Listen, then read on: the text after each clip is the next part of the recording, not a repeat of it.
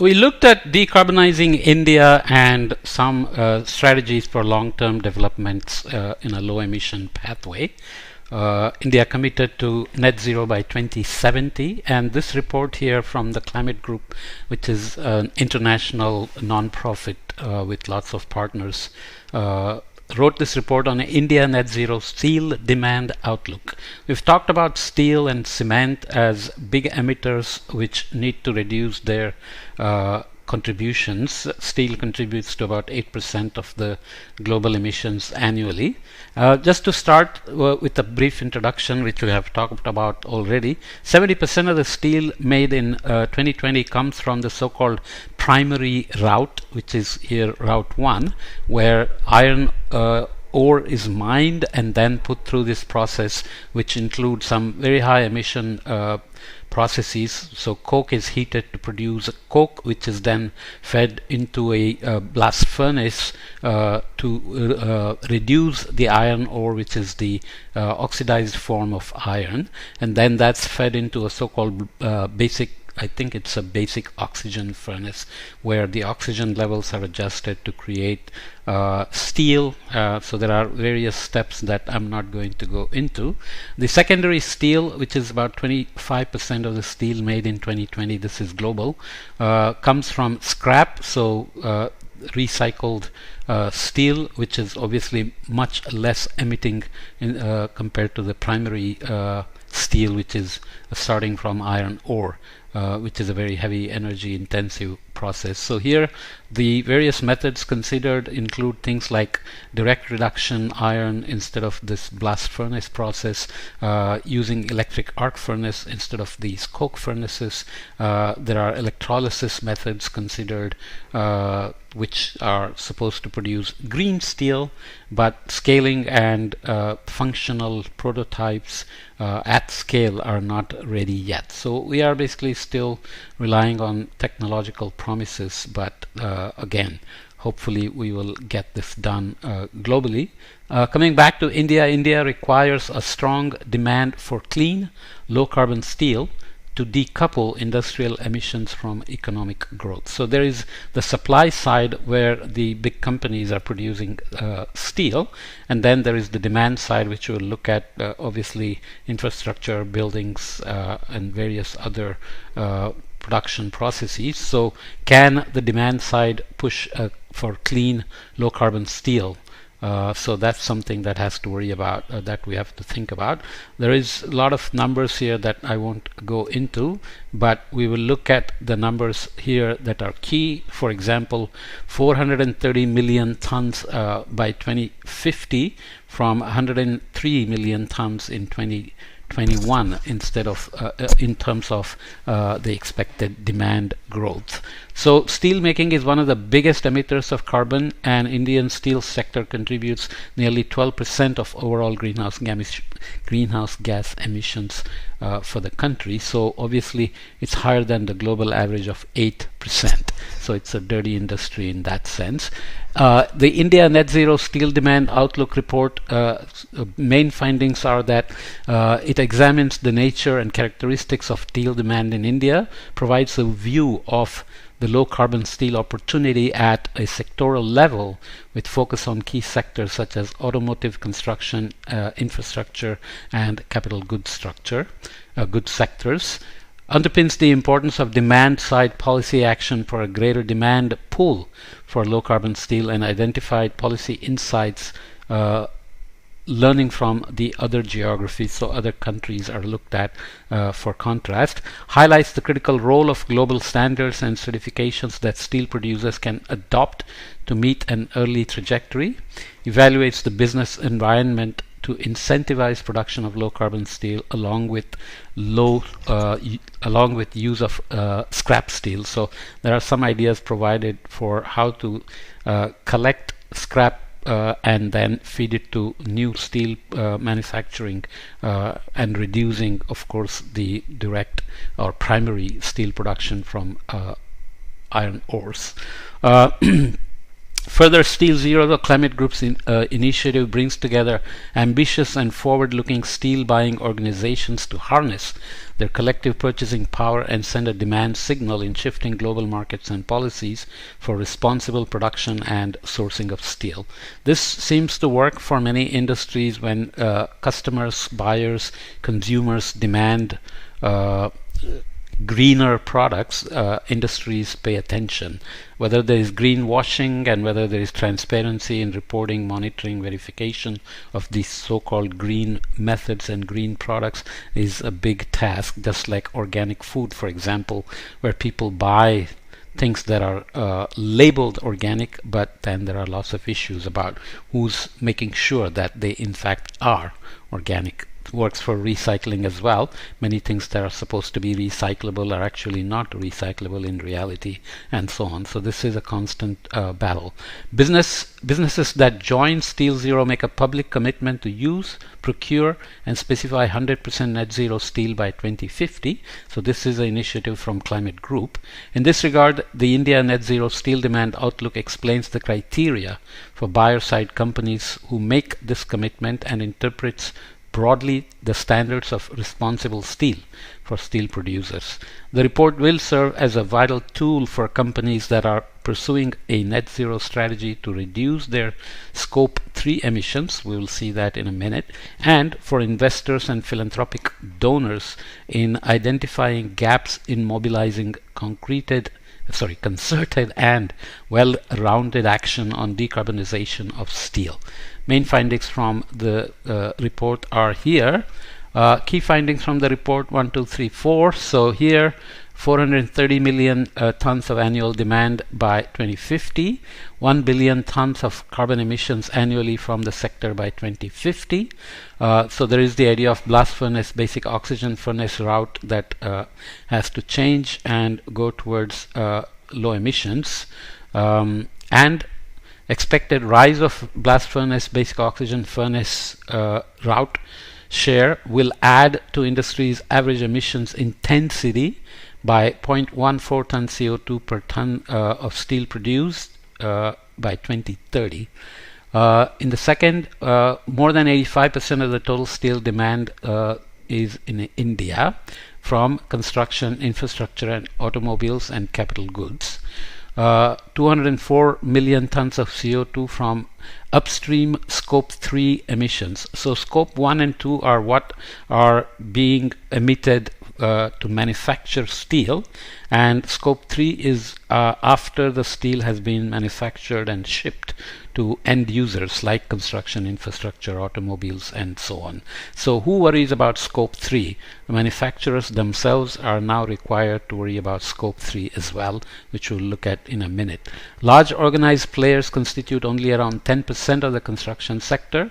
70% of India's 2030 urban infrastructure is yet to be built. So like China, India is going to keep on building enormous amounts of infrastructure projects, undergo many implementation of many projects for roads, bridges, even charging stations, and so on.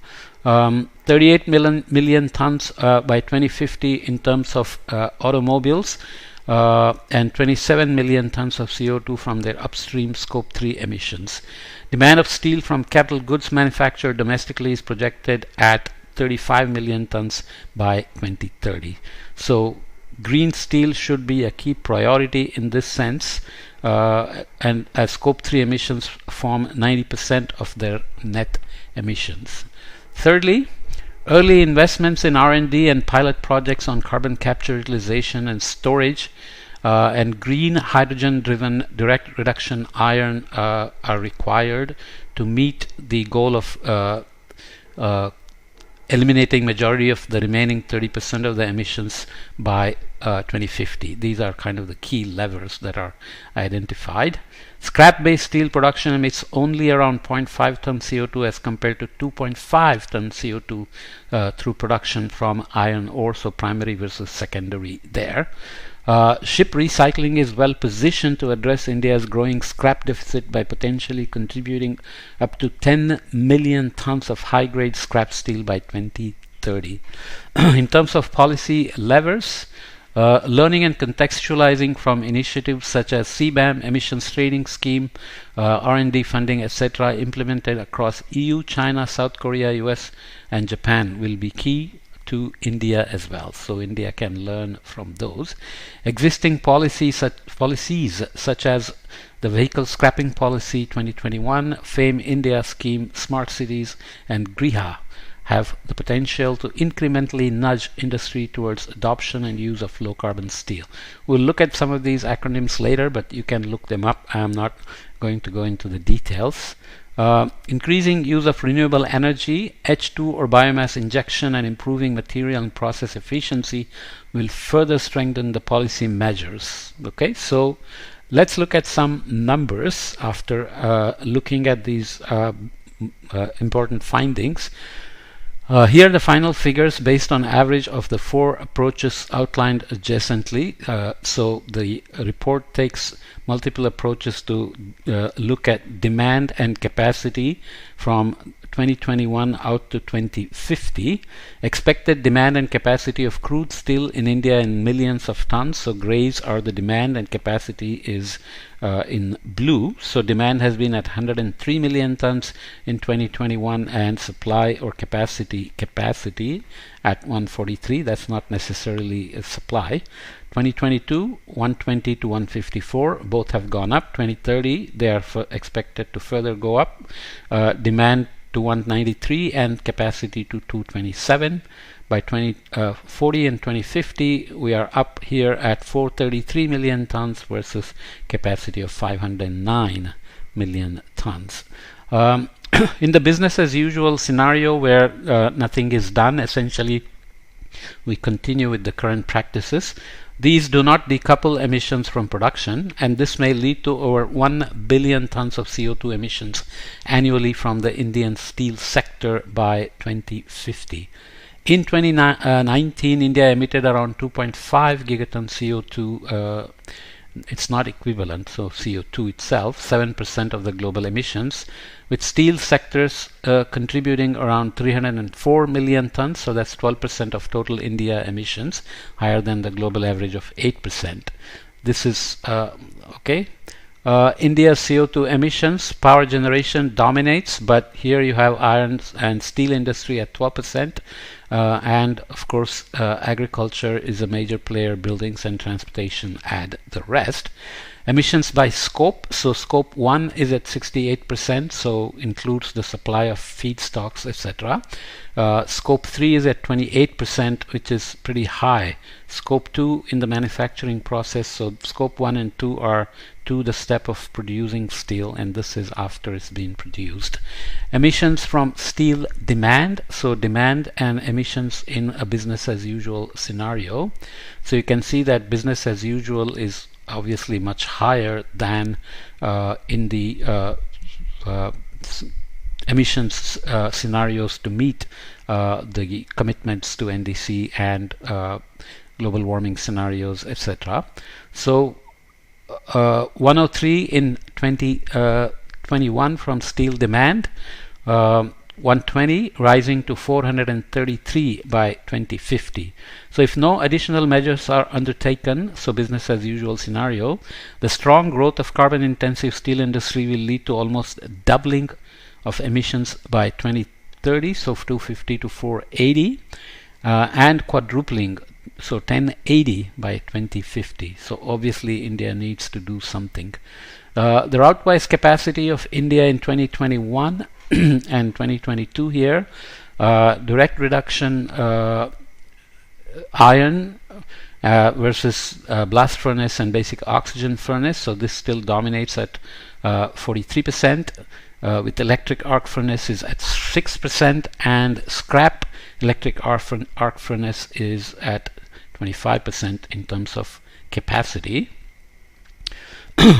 Largest consumer of steel in India in 2022, intermediate products, consumer durables, automobiles at 9%, capital goods at 10%, infrastructure dominates at 23%, and construction is at 45%. So lots of new buildings coming up, developing economy, and infrastructure corresponding to that in terms of trains, roads, bridges, dams, and so on and so forth.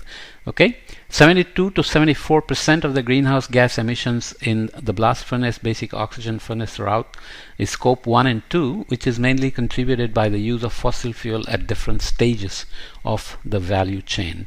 I won't go into the details, but obviously route 1 and scope 1 and 2 include mining, upstream logistics and other, material processing, iron making, steel making, finishing, and then downstream logistics and other.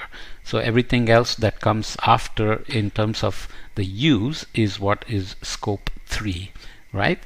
Construction and infrastructure, automobiles and capital goods constitute more than 85% of the total steel demand in India. So here you have construction, infrastructure, automobiles, capital goods, consumer goods, and other. The share in 2030 is expected to be 60% for these and 22% for consumer goods. And I won't go into these details here. Private versus low private share is shown here, so government, and you can look at increasing steel consumption intensity and decreasing steel consumption intensity in these sectors. So steel intensity is going to go up in construction and infrastructure. Automobiles will go down because of the various materials that are being used, composite materials, etc., and not much change expected in other sectors here. Clear pathways exist for effective and efficient deployment of levers that can impact the entire value chain of steel production. Okay, so the levers include energy and fuel mix optimization, process and material efficiency, circular resource utilization, and carbon capture and storage or offsets. Obviously these are technological promises here. There are sub-levers and there are areas of impact and value chain applicability, which I'm not going to read, but the report is online, so you can go and read the details. Okay. As available levers can achieve 50% to 70% decarbonization, net zero initiatives will be key to create an ambitious demand pull, fostering much needed innovation to meet 100% decarbonization by 2050. Okay, so just look at the key words here: circular use, process and material efficiency, energy, fuel and mix optimization, energy and fuel mix optimization. Total of above mentioned pathways is only 50 to 70% here. Carbon capture and utilization, hydrogen and offsets are remaining 50 to 30%. Implementation drivers in each of these include technology, ecosystems, and cost. So you can see the favorability in terms of green being high, red being low or not available, and the orange being moderate. So you have to map those things correspondingly. Emissions reduction timelines in tons of CO2 for tons of steel produced. You can see FY 25 to 30, so low extent of adoption of each of these, and have to hit high by the time you get to financial year 46 to 50. Use of waste heat recovery has to basically max out in terms of full adoption by the 30s, and similarly for process and material efficiency have to reach their full adoption here. Energy and fuel mix will go on for some time, but by 2050 everybody has to reach high adoption for accomplishing this remaining 50 to 30% to reach 100% decarbonization. While India's steel landscape is unique, it can borrow and contextualize learnings from policy trajectories adopted by other key steel producing regions and countries. Again, I won't read the details, but various ideas from the EU, China, South Korea, US, and Japan are mentioned here. So for EU, Circular Economy Action Plan, EU Emissions Trading, Clean Steel Partnership, CBAM, so reducing carbon leakage in import, and France. So these are roadmap for mandating 31 reduction in CO2 emissions, 31% reduction in CO2 emissions by 2030 by France, for example. China has reduction in fossil fuel mix, national trading system for carbon emissions, and then a couple of other ideas. South Korea is heavily into emissions trading scheme. US can give ideas on waste heat recovery and focus on energy efficiency. Japan has lessons for India in terms of R&D funding and energy. Okay. The steel sector needs to respond fast and effectively to meet India's nationally determined contributions as well as the net zero goal by 2070. So there are various ideas for NDC, updated NDC commitments. India has submitted its plan. It has joined the International Solar Alliance, and there is the Bharat stage emissions norms that are in place. So according to the Energy Transition Commission, embedded emissions from material usage is expected to represent more than half of an EV's lifestyle emissions by 2030, compared with around 20% of lifestyle emissions for an internal combustion vehicle today. So all these kinds of details have to be worried about. National Action Plan on Climate Change is in place. Amongst these, Solar Mission, NMEEE and NMSKCC have significant impact on providing directional guidance for decarbonization initiatives in the steel industry. You can look up the acronyms here. For example, enhanced energy efficiency with the solar emissions gives us NMEEE, and strategic knowledge for climate change is the national mission on SKCC. Okay, so additional policies and initiatives can ensure the right pace for development and penetration of low carbon steel across industry segments and value chains. Here, green steel inclusion within voluntary targets, policy mandates for green steel procurement, pooled purchase commitment, premium for low emission production in terms of incentivizing, mandatory inclusion of scope 3 emissions in reporting, collaborative R&D, phasing out of aged carbon intensive assets, national roadmap for decarbonization in steel. Okay, so that's kind of a quick run through to see how the steel demand side pull on reducing emissions of steel production can be accomplished to help the net zero goals and the global warming target requirements by 2050. Okay, so please go ahead and consult the report if you want more details. As usual, I'm very brief and pick points that I consider important from a very subjective point of view. Okay.